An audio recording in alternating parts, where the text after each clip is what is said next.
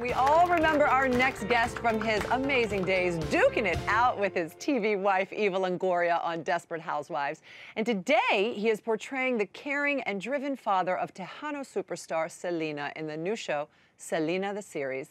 Please welcome Ricardo Chavira to our home. Welcome, Ricardo. Good to see you, man. We are so excited to have you here. I mean, you used to shoot Desperate Housewives not too far from our home here. Yep, that's right. Yep. Right up the hill.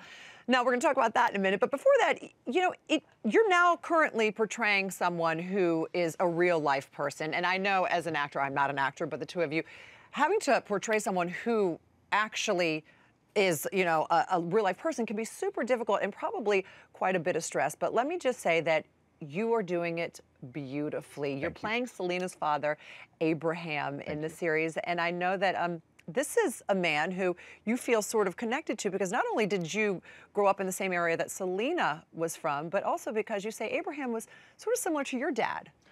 Yeah, San Antonio is where I'm from.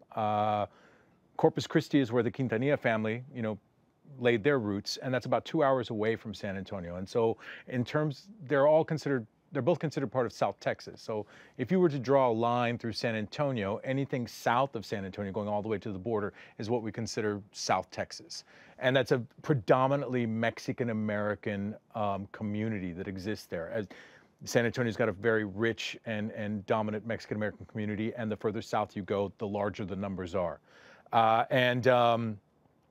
With regards to the men, you know, I'm talking about the men of the generation that is Abraham Quintanilla, my father.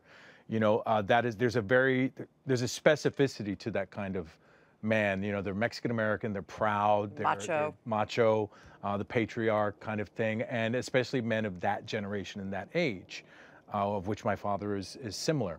You know, and the thing is the Quintanilla family, they honed in on with regards to having success in their music, they honed in on Tejano conjunto music, okay, which is very popular in South Texas, and also with regards to other Mexican-American communities, especially along the migrant trails, the migrant farm worker trails.